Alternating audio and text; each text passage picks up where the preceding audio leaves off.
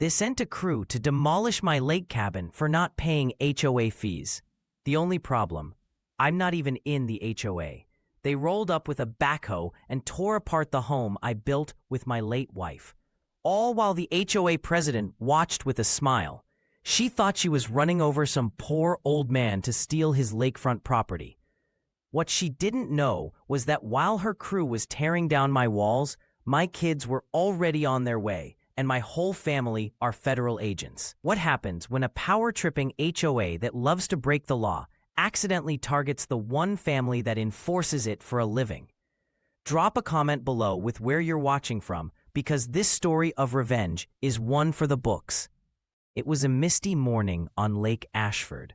I was drinking coffee on the dock, watching the water ripple like it always did when I thought about Sarah. She'd been gone 5 years, but I still kept the cabin the way we'd built it. Boards we hammered by hand, the bench sheet painted yellow. It was our sanctuary. That's when I saw the notice nailed to the boathouse. Bright orange. HOA lien.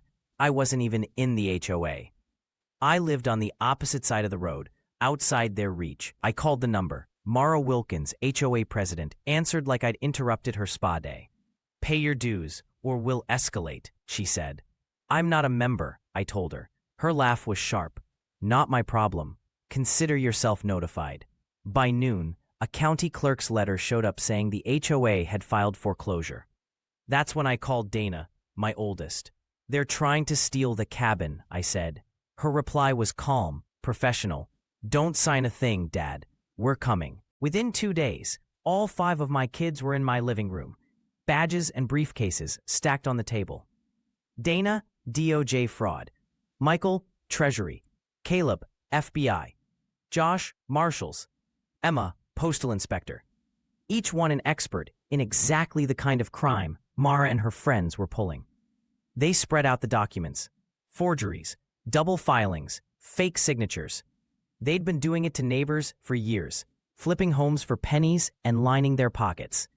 My cabin was just their boldest grab. "Dad," Michael said, tapping a page.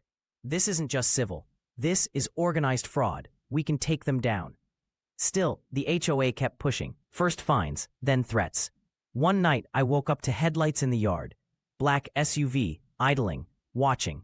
A week later, I heard engines, heavy. By the time I ran outside, a crew had already rolled a backhoe up the drive.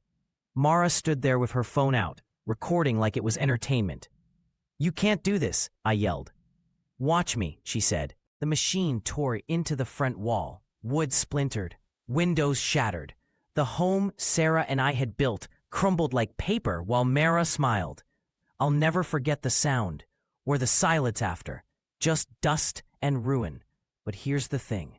Mara thought she'd broken me. She didn't know every second had been documented. My kids had been gathering evidence for weeks. They had recordings, paper trails, even witnesses from other neighborhoods the HOA had gutted.